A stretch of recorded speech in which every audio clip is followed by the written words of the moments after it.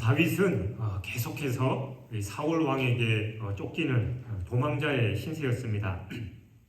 그러던 중에 높 땅의 제사장 아히멜렉에게 이르게 됐고, 그에게 음식과 또 골리앗과 싸웠을 때 그 무기를 얻는 도움을 받게 됩니다. 그런데 마침내 그 모든 상황을 이 사울의 신하였던 도액이 모든 걸 목격하고 있었습니다. 보통 우리가 소설이나 드라마, 영화 같은 걸 보면 꼭 사건의 이 복선이 되는 장면이 있잖아요. 마치 그와 같이 이 모든 걸 이 사울의 신하였던 도액이 지켜보고 있었습니다. 그리고 본문은 바로 그 같은 예견이 실질적으로 성취되는 장면입니다. 즉 다윗과 그의 추종자들이 유다 땅 헤레스풀에 이르렀다라는 그 소식을 들은 사울이 이 신하들의 불충에 대해서 책망하는데, 오늘 본문 앞절 7절 8절을 보면 베냐민 사람들아 들으라, 이새의 아들이 너희에게 밭과 포도원을 주며 너희를 백부장과 천부장을 삼겠느냐? 너희가 다 공모하여 나를 대적하며 내 아들이 이새의 아들과 맹약하였으되 내게 고발하는 자가 하나도 없고, 나를 위하여 슬퍼하거나 내 아들이 내 신하를 선동하여 오늘이라도 매복하였다가 나를 치려하는 것을 내게 알리는 자가 하나도 없도다 라고 하면서 역정을 내고 있습니다. 특별히 여기서 베냐민 사람들아 라고 부르는 그 모습을 보면 이 사울이 그 당시에 이 지역 감정을 약간 조장하는 거예요. 그러니까 야, 우리가 남이냐? 우리 베냐민 민족 아니냐? 근데 우리의 적수인 저 다윗이 저렇게 나를 모함하려고 하고, 심지어는 내 아들 요나단과 함께 뭔가를 진행하고 있는데 왜 너네들은 아무도 내게 와서 보고하는 자가 없느냐라고 그렇게 이제 역정을 내고 있는 거예요. 아니나 다를까 그 분위기를 잡은 이 도액이 아비멜렉의 그 사건에 대해서 자세하게 고발하게 됐고, 그로 인해서 결과적으로 아히멜렉과 또 제사장 85인 그리고 높 땅의 거민 모두가 진멸당하는 그런 안타까운 사건이 벌어지고 말았습니다. 그 중에서 이 아히멜렉의 아들인 아비아달만 겨우 도망쳐 나와서 다윗에게 이 사태를 고할 수 있을 뿐이었습니다. 9절 10절을 보면 도액은 이 사울이 다윗이 높성에 나타나서 아히멜렉을 통해서 하나님께 묻고 또한 아히멜렉에게서 음식과 무기를 얻어갔다라는 그 내용을 보고합니다.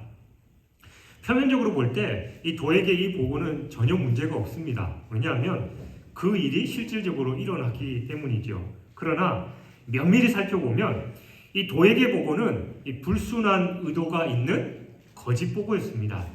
왜냐하면 도액은 다윗이 그 당시 아히멜렉에게 도움을 받기 위해서 사실은 내가 긴급하게 왕의 명령을 받아서 진행하는 거다, 은밀히 하는 거니까 나에게 나와 내 군사들에게 먹을 것을 좀 주고 또 무기가 있으면 좀 달라라는 그런 말을 했음에도 불구하고 도액은 그 부분은 싹 빼고 의도적으로 다윗과 또 아히멜렉을 공경에 빠뜨리는 그런 보고를 한 것입니다. 흔히 말해서 도액이 다윗에게 거짓 보고를 한 거죠. 결국 도액의 이 거짓말 하나로 인해서 높 땅의 제사장 가문을 완전히 파멸에 이르게 하는 일이 발생하게 되었습니다. 그러한 의미에서 이 도액은 이 새치혀로 엄청난 죄악을 저지른 겁니다.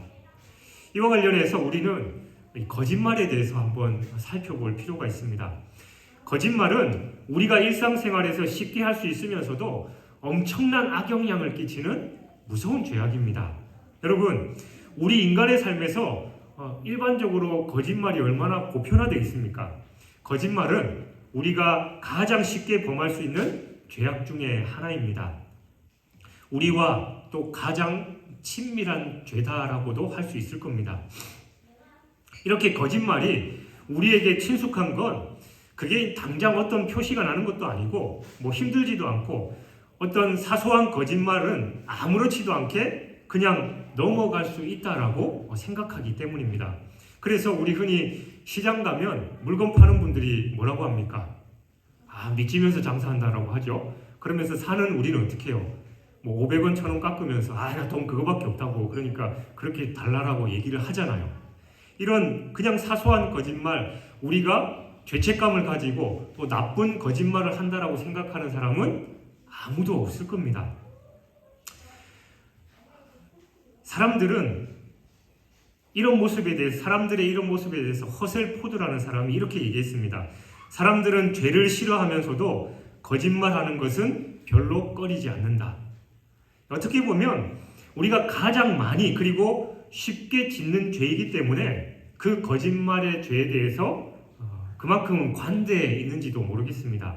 그러나 잠언 19장 9절은 거짓 증인은 벌을 면하지 못할 것이요 거짓말을 뱉는 자는 망할 것이니라 라고 말씀하고 있고, 요한계시록 21장 8절은 거짓말하는 모든 자들은 불과 유황으로 타는 못에 던져지리니 이것이 둘째 사망이라 라고 말씀합니다. 여러분, 거짓말은 분명히 하나님께서 싫어하시는 죄악입니다. 또 거짓말은 어떤 죄보다도 큰 파괴력을 지니고 있습니다. 따라서 우리는 우리의 입술을 지켜서 거짓말이 아니라 거짓말이 우리의 삶을 더럽히지 못하도록 늘 힘써야 합니다. 또한 작은 거짓말이라도 그것이 죄다라는 사실을 우리가 인지하고 부담을 가져야 해요. 오늘이 한글날이죠. 한글날은 우리 세종대왕께서 이 위대한 한글을 창조하시고 또 아름답고 참 좋은 말을 우리에게 선물해 주셨는데, 그 좋은 말, 우리가 아름답고 고운 말을 써야지 왜 우리 입에서 거짓말이 그렇게 나와야 되겠냐라는 겁니다. 우리 입술에 거짓말이 틈타지 못하도록 하나님 앞에서 늘 진실한 삶을 살아가는 저와 여러분이 되시길 주님의 이름으로 축원합니다. 이 사울은 이 도에게 보고를 듣자마자 이 다윗을 직접 도왔던 이 아히멜렉뿐만이 아니라 아히멜렉 집안에 속해 있는 모든 제사장들을 불러 모았습니다. 이러한 행동은 사울의 마음속에 이 다윗을 도운 아히멜렉을 향한 증오와 살기가 가득했다라는 걸 보여줍니다. 또한 그는 제사장 가문 전체가 자신이 미워하는 이 다윗에게 호의를 베풀었다라고 그렇게 확대 해석하고 있는 겁니다. 따라서 사울은 도에게 말만 듣고 이 광군에서 이 아히멜렉에게 자초지종을 묻기도 전에 제사장 전체를 불러서 멸절하려고 했던 것입니다. 그러나 아히멜렉은 의로운 사람이었습니다. 그는 그런 급박한 상황 속에서도 자기 스스로를 변호하기에 앞서서 다윗을 변호했습니다. 그는 다윗과 같이 의로운 사람을 이 사울을 해하려고 공모할 사람이 아니다라는 것을 너무 잘 알고 있었죠. 그래서 그는 오히려 사울 왕에게 다윗과 같이 충성되고 또 지혜로운 자가 어디 있습니까? 라고 간했습니다. 그는 다윗을 위할 뿐만이 아니라 결국은 사울을 위해서 그렇게 간절히 간곡하게 얘기했던 겁니다. 그리고 아히멜렉은 그 다음에 자기의 의로운 행동에 대해서 변호합니다. 15절에서 내가 그를 위하여 하나님께 물은 것이 오늘이 처음이니까 결단코 아니니이다. 원하건대 왕은 종과 종의 아비의 온 집에 아무것도 돌리지 마옵소서. 왕의 종은 이 모든 크고 작은 일에 관하여 아는 것이 없나이다. 그는 이 다윗을 위해서 한 일이 이번만이 아니다라는 것을 증거로 들면서 결코 잘못된 것이 아니라 오히려 내 임무에 충실했다라는 것을 사울에게 간하는 겁니다. 이는 당연히 누구에게나 납득할 만한 그런 내용이었으며 그가 말한 내용은 모두 사실이었지요. 그리고 그는 이 분노로 인해서 흥분해 있는 사울에게 이 자기 온 가족에게 그 죄를 묻지 말아달라고 또 간곡히 부탁했습니다. 아히멜렉은 이 목숨을 걸고 매우 당당하게 그렇게 변호하고 있는 겁니다. 그러나 본문의 내용으로 보건대 그는 사울에게 간절하게 또 간곡하게 부탁을 했지만 자기 목숨을 구결하기 위해서 자기를 변명하거나 없는 말로 꾸며대지는 않았습니다. 그는 자기가 좋게 말하고 있다라는 사실이 다윗과 또 사울을 진정으로 위하는 일이고 자기의 직무에 충실한 것이다라고 그는 확신하고 있었습니다. 이처럼 아히멜렉은 선한 사람이었습니다. 믿음으로 변화되고 성령으로 인격화된 선한 성품을 가진 사람이 바로 아히멜렉이었습니다. 하지만 안타깝게도 아히멜렉의 이 말을 들은 사울은 16절에서 아히멜렉아 내가 반드시 죽을 것이요 너와 내 아비의 온 집도 그러하리라 라고 말합니다. 사울은 이 아히멜렉의 그 어떤 말에도 사실 관심이 없습니다. 오히려 분노해서 아히멜렉에 대한 사형 언도뿐만이 아니라 그의 가문에 대한 멸절을 선언합니다.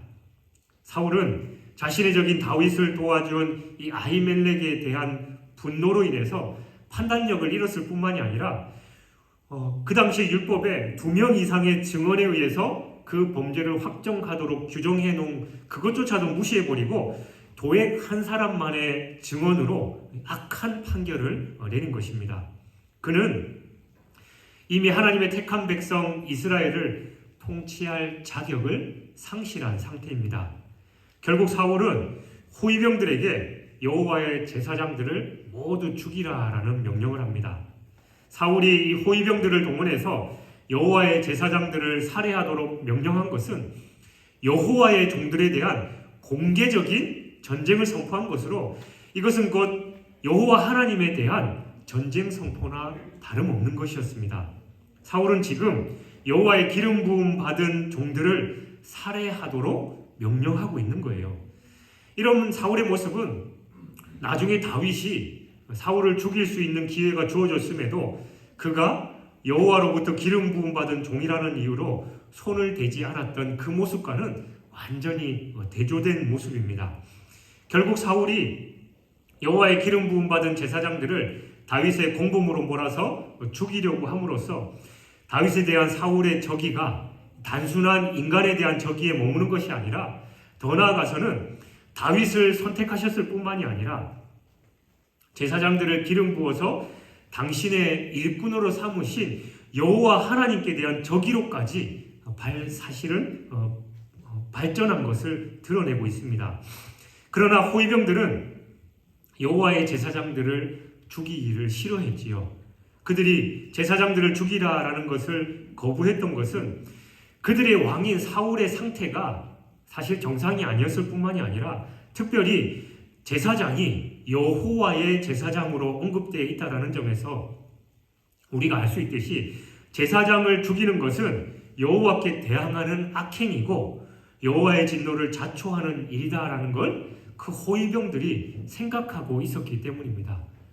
하나님께서 이스라엘의 왕으로 세우신 그 사울은 자기가 하나님께서 세우신 그 제사장들을 죽이는 일이 하나님을 대적하는 일인 것을 모르고 악행을 저지르고 있음에 반해 그 호위병들은 이것이 하나님을 정면으로 거스르는 일임을 알았기 때문에 왕의 명령을 거부했던 것이지요.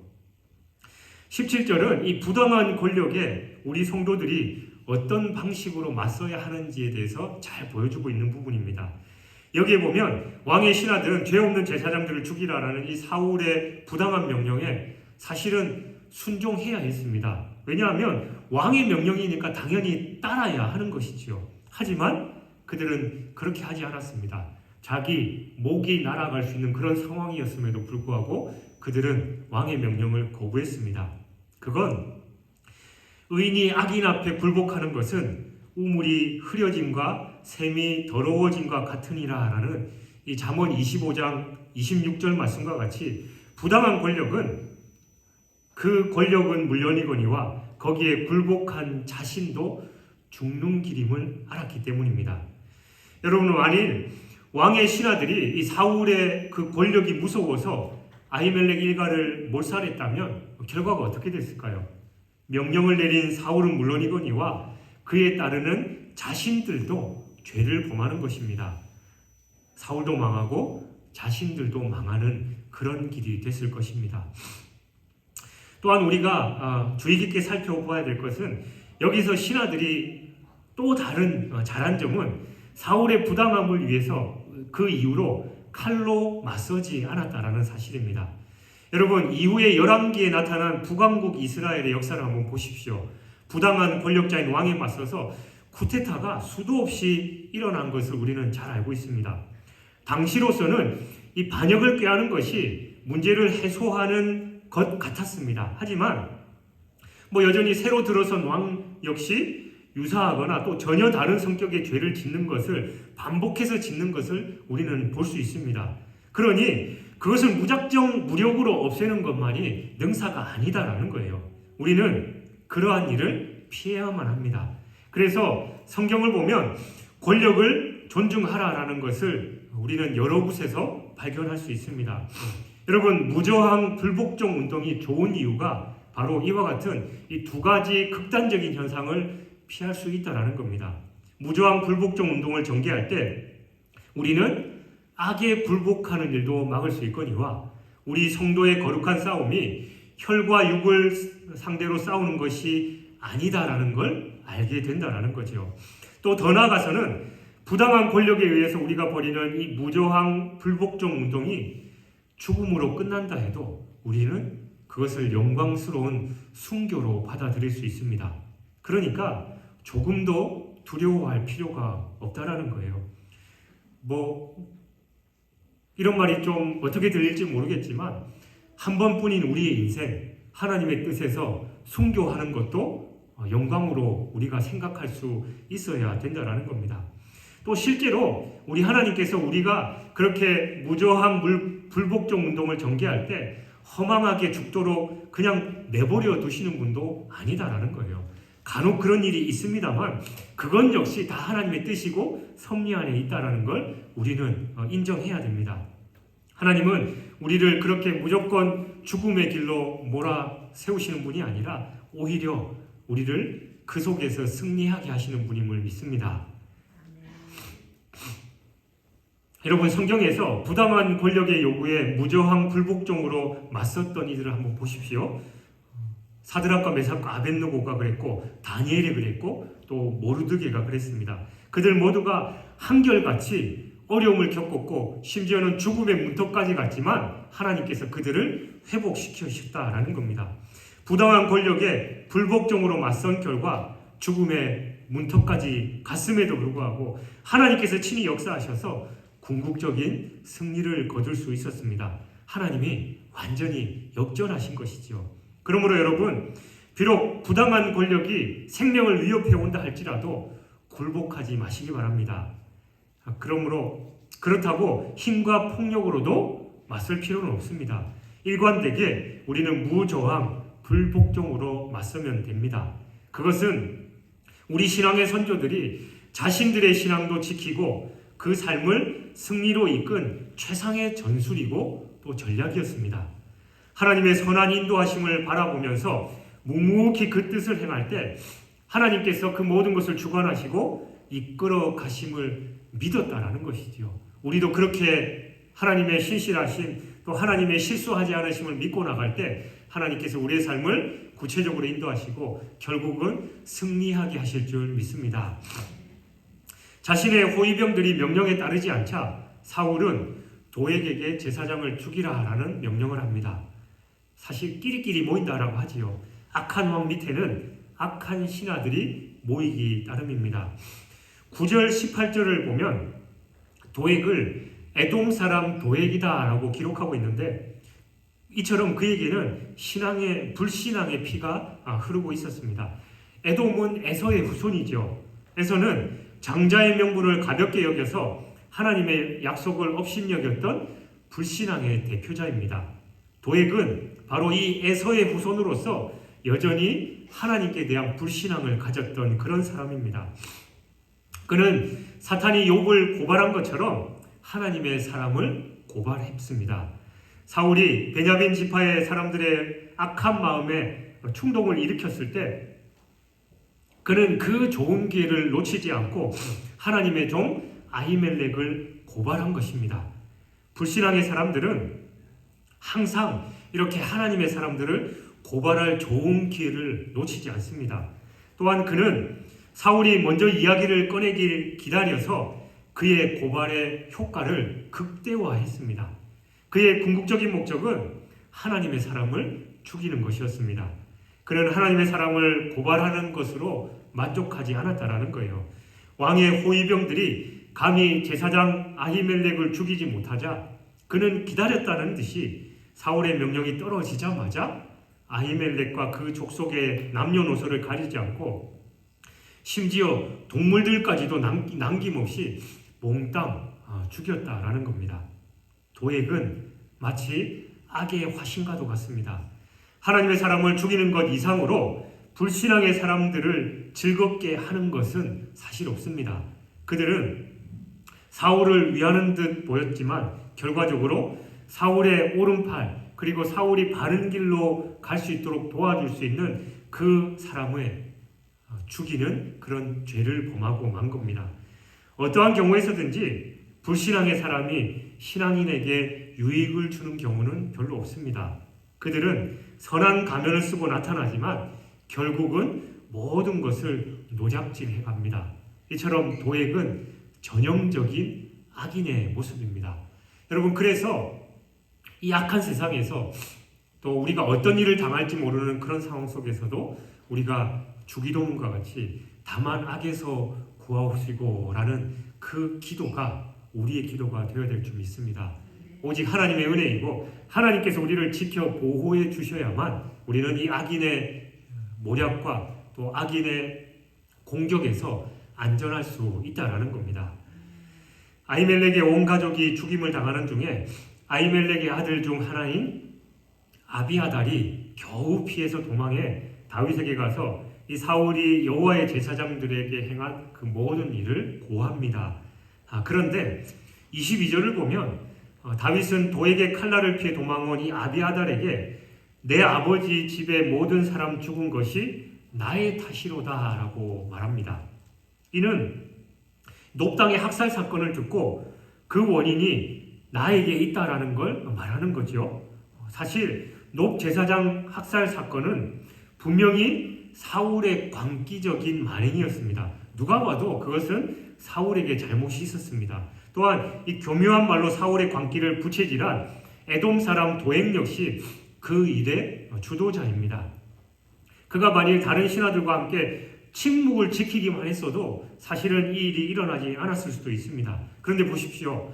다윗은 이 모든 일의 책임이 나에게 있다라고 말하고 있습니다. 사실 다윗이 노베 가서 제사장 아히멜렉에게 자신이 왕의 명령을 은밀히 행하고 있다라고 말하면서 음식과 무기를 지원받았습니다.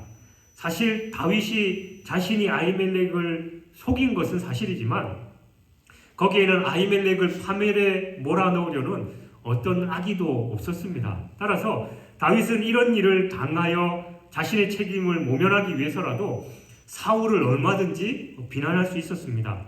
그리고 도액을 향해서 저주할 수 있었습니다. 그러나 다윗은 그 어떤 변명을 하거나 사울과 도액을 비난하는 대신에 자신이 아히멜렉에게 거짓말해서 그의 도움을 받은 것이 이 사건의 궁극적인 원인이었다라는 것을 솔직하게 인정하고 뉘우치는 모습을 보여주고 있습니다.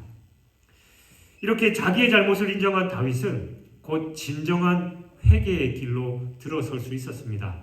여러분, 회개는 일반적으로 죄를 인식하고 그 잘못을 뉘우쳐서 그 행실에서 떠나는 것까지 말합니다.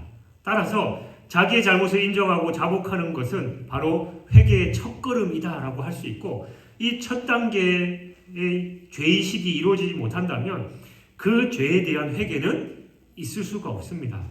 자기가 뭘 잘못했는지도 모르는 사람이 어떻게 회개를 할 수 있겠냐라는 거죠. 그래서 하나님께서는 이스라엘 백성들에게 회개를 요구하실 때도 먼저 죄를 인정하고 스스로 자복하라라고 요구하셨던 겁니다. 예레미야 3장 13절을 보면 너는 오직 내 죄를 자복하라. 이는 내 하나님 여호와를 배반하고 내 길로 달려 이방인들에게로 나아가 모든 푸른 나무 아래로 가서 내 목소리를 듣지 아니하였음이라 여호와의 말씀이니라 라고 기록하고 있습니다. 다윗은 이런 하나님의 말씀에 따라서 늘 자기의 잘못을 인정하고 시인하는 그런 사람이었습니다. 본문뿐만이 아니라 다윗에게 가장 큰 죄고 치욕이었던 바세바 사건에서도 바세바를 범하고 그 남편 우리아를 죽게 만든 것을 선지자 나단에게 책망을 들었을 때 그는 사무엘하 12장 13절에서 내가 여호와께 죄를 범하였노라 라고 바로 그 자리에서 자기 죄를 인정하면서 회개를 했습니다. 하나님께서는 이런 다윗의 모습을 긍휼히 여겨주신 것이지요. 그러나 여러분, 사울은 어떻습니까? 그는 아말렉의 모든 것을 멸하라라는 하나님의 명령을 어기고 좋은 짐승들을 취하고 또 아말렉 왕을 살려줬습니다. 그리고 사무엘이 그 죄를 지적할 때 하나님께 제사를 드리려고 했다라는 등 또 백성들이 취한 것이라는 등 핑계를 대고 그는 회개하지 않았습니다. 사울은 자기 죄를 인정하지 않았던 겁니다. 결국 사울은 하나님의 긍휼히 여기심을 받을 수도 또 개인의 잘못을 회개할 수도 없었습니다. 그러므로 여러분, 하나님 앞에서 회개할 때는 먼저 자기의 잘못을 인정하는 자세가 필수다라는 걸 기억하시기 바랍니다. 이것은 비단 하나님 앞에서뿐만이 아니라 사람들 사이에서도 마찬가지입니다.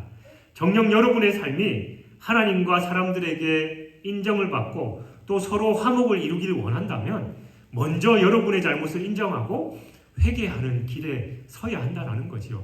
분명히 자기가 잘못했음에도 불구하고 뻔뻔하게 자기 잘못을 인정하지 않으면 당연히 하나님의 은혜와 긍휼을 입을 수 없을 뿐만이 아니라 사람들 관계 속에서도 불편할 수밖에 없다라는 겁니다. 우리 인간은 누구나 연약하지요. 믿음이 좋은 다윗도 마찬가지였습니다. 그가 고백한 대로 처음에 아히멜렉에게 사소한 이 거짓말을 하지 않았다면 이 일이 생기지 않을 수도 있었을 겁니다. 그는 여러 가지 상황들에 두려워서 자기의 꾀를 냈던 것이고 이후에 또 사울을 두려워해서 가드왕 아기스에게 피해갔지만 이 다윗에 대한 소문으로 인해서 그는 아기스 왕을 두려워해 미친 척하면서 대문짝에 그적거리며 침을 수염에 흘리는 그런 행동까지 합니다. 이렇게 믿음 좋고 신실한 다윗도 연약한 모습이 많이 있었습니다. 이처럼 우리가 세상을 두려워하고 또 내가 처해진 상황 속에서 하나님을 온전히 신뢰하지 못한다면 우리의 모습은 비참해질 수밖에 없습니다. 그러니 내가 잘못하고 또 내가 부족한 것이 있으면 당당하게 얘기하고 하나님 앞에 긍휼을 구하고 사람들에게 도움을 구할 때 우리는 은혜와 긍휼을 입을 수 있다라는 겁니다. 문제보다 상황보다 더 크신 하나님을 바라보시기 바랍니다.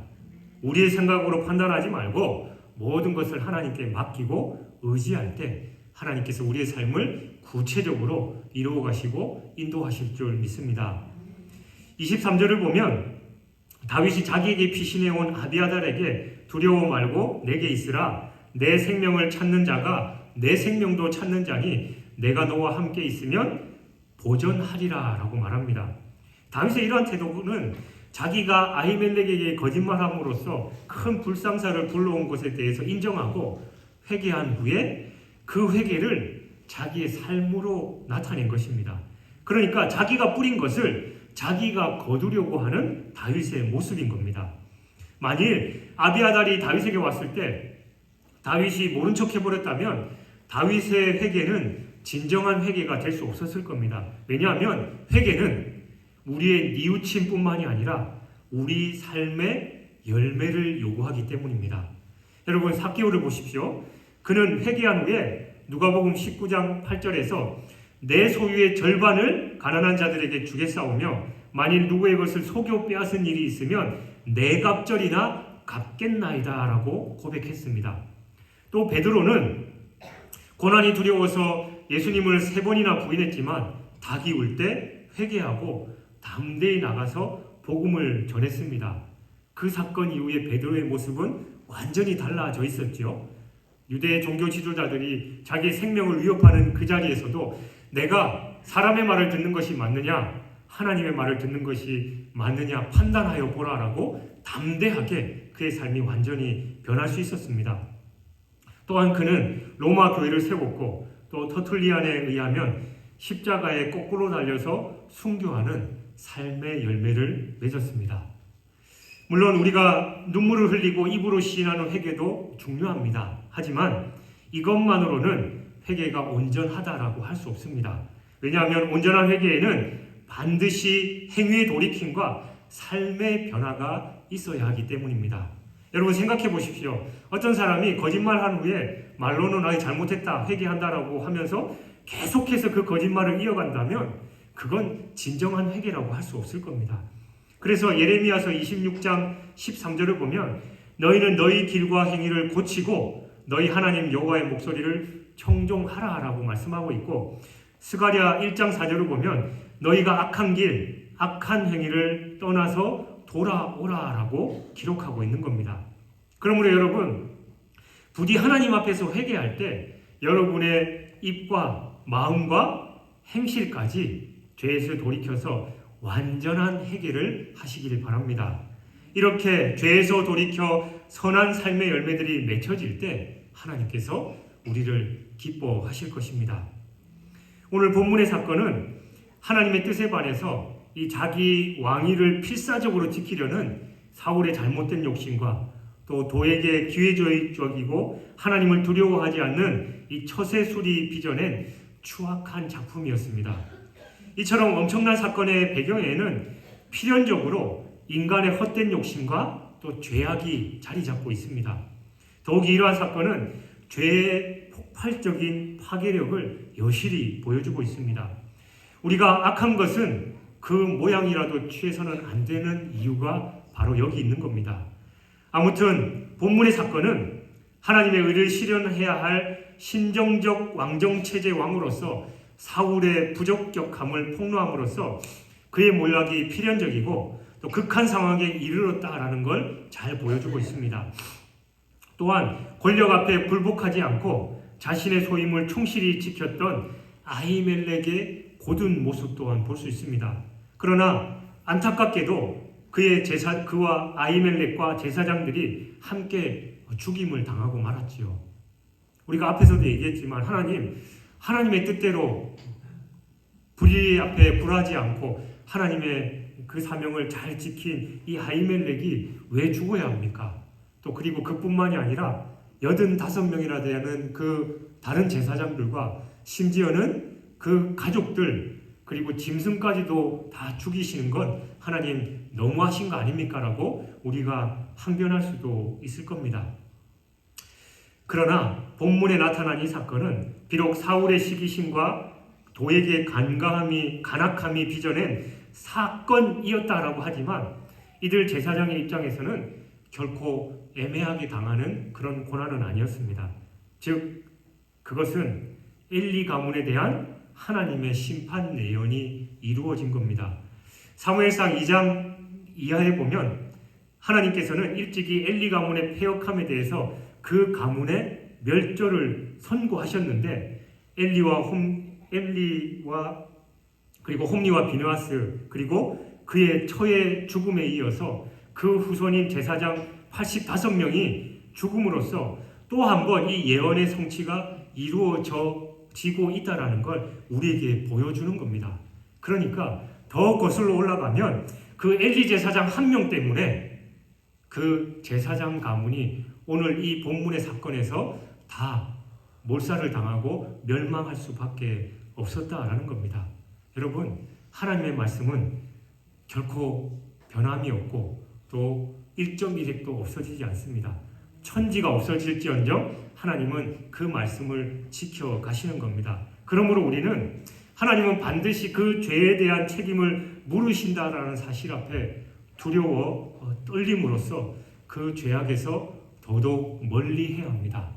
나로 인해서 천대까지 은혜가 베풀어져야지 나 때문에 3, 4대까지 하나님의 재앙이 가면 안 되나다라는 것을 우리는 기억하고 늘 하나님 앞에서 사소한 거짓말과 같은 그 죄악이라도 두려워하며 늘 하나님 앞에 성결한 삶을 살도록 노력해야 된다는 것이지요. 사랑하는 여러분, 본문을 보면 높은 곳에서 단창을 손에 들고 선 사울이 모든 것을 자기가 하고 싶은 대로 하는 것을 볼 수 있습니다. 그는 높은 곳에 있고 권력을 손에 쥐고 있었기 때문에 자기가 하고 싶은 것을 합니다. 도저히 해서는 안 될 일이지만 권력을 쥐고 있었기 때문에 그러한 일을 서슴없이 행합니다.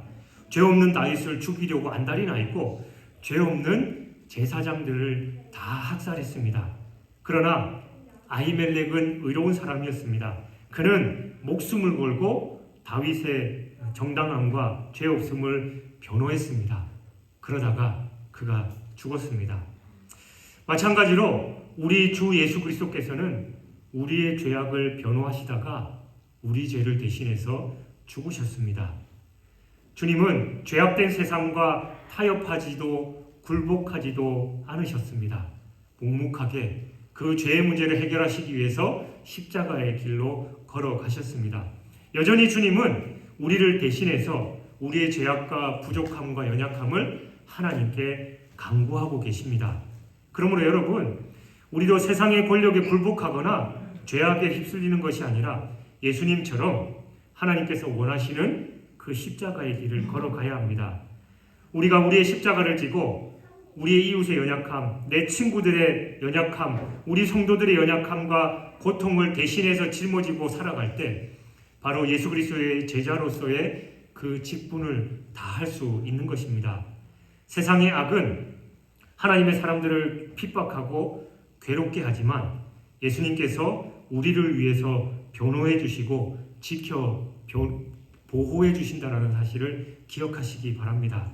그러므로 우리는 안전합니다. 그래서 우리는 세상의 그 권력 앞에 두려워하거나 굴복할 필요 없이 오직 믿음의 주에 온전케 하시는 그 주님만을 바라고 믿음 위에서 굳건히 흔들리지 않고 나아갈 때 결국 하나님께서 우리를 통해서 영광 받으시고 하나님의 뜻을 이루어 가시는 줄 믿습니다. 그래서 믿음으로 세상에서 넉넉히 승리하는 저와 여러분의 삶이 되시길 주님의 이름으로 축원합니다.